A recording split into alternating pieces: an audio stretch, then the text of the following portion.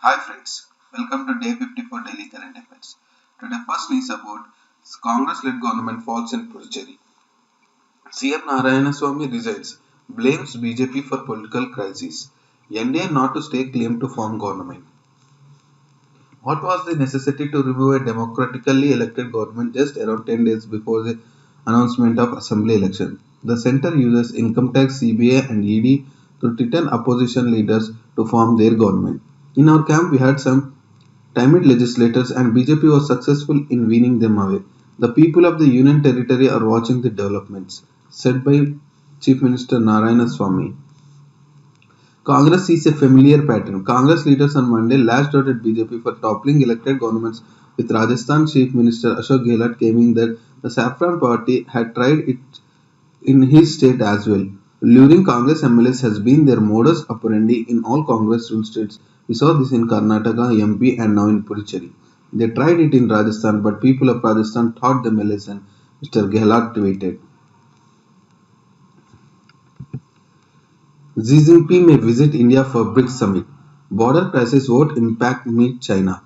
China's President Xi Jinping may visit India in the second half of this year to attend the BRICS summit, Brazil, Russia, India, China and South Africa leaders meeting. If a physical summit is held as increasingly expected, the visit will come in the aftermath of the most serious border crisis between the neighbors in decades. China on Monday expressed its support for India hosting this year's meeting and said the meet would not be impacted by the border crisis. We will work with India and other members to strengthen communication and dialogue and consolidate the three-pillar cooperation, Foreign Ministry spokesperson Wang Wenbin said.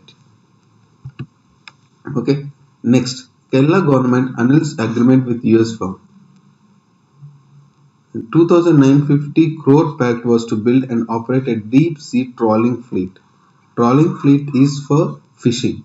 The Kerala government has invalidated a confidential agreement that the Kerala Shipping and Inland Navigation Corporation had reached with the US-based firm, EMCC International, to build and operate a deep-sea trawling fleet to harvest the marine wealth of the state's coast. Youth Congress protesters throwing an effigy of Fisheries Minister J. Merikutti Amma into a Azhikode estuary in Thrissur on Monday. Supreme Court not for NLCT, National Company Law Tribunal process on 24,713 crore Reliance India Limited and future deal. But tribunal cannot pass final order, says bench. The Supreme Court on Monday allowed NCLT proceedings in connection with the proposed 24,713 crore deal between Future Group and Reliance Industries to go on, but directed the tribunal to refrain from passing any final order of sanction of the scheme. E-commerce major Amazon, which opposes the multi-crore deal, had recently moved the NCLT against Future Group's bid to hold a meeting of its shareholders or creditors to approve the deal with Reliance. Next, Pakistan actions to be reviewed at FATF, Financial Action Task Force plenary. The 3-day virtual plenary session of the FATF, during which Pakistan's performance in terms of measures taken against money laundering and terror funding will be reviewed once again, commenced on Monday. Pakistan has been in the FATF grace list since June 2018, when it was presented with a 27-point action plan. Given the lack of full compliance on the part of Pakistan in certain key areas related to terror funding, it is likely to remain in the grey list, said a government official. IMA shocked by claims of certification for coronil. WHO certification, a blatant lie, it says. The Indian Medical Association on Monday expressed shock and dismay at what it called a blatant lie of WHO certification for Patanjali's coronil tablet, which is a company said to be used to fight COVID-19. It has also demanded an explanation from Health Minister Harshvardhan about his presence at the event where coronil was launched last week. The association's two-page note comes after the WHO clarified that it has not reviewed or certified the effectiveness of any traditional medicine for the treatment of COVID-19. China firm slams third-party interference in Lanka project. India has offered a grant for the project in Sri Lanka's north.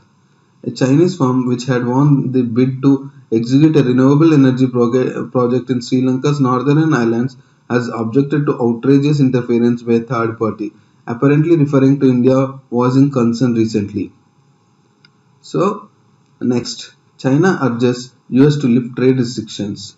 China's top diplomat called on Monday of new US administration to lift restrictions on trade and people-to-people contacts while seizing what Beijing considers unwarranted interference in the areas of Taiwan, Hong Kong, Xinjiang and Tibet. Okay. Next. DHFL auditor Grant Thornton reports further fraud of 6,182 crore. Transaction auditor cites deals that were undervalued, fraudulent and preferential. Dewan Housing Finance Corporation Limited on Monday said its transaction auditor Grant Thornton had reported further fraudulence amounting to 6,182 crore in the company. These are today's daily news and current affairs. We will meet again in tomorrow daily news and current affairs. Please comment, subscribe, like and share. Thank you.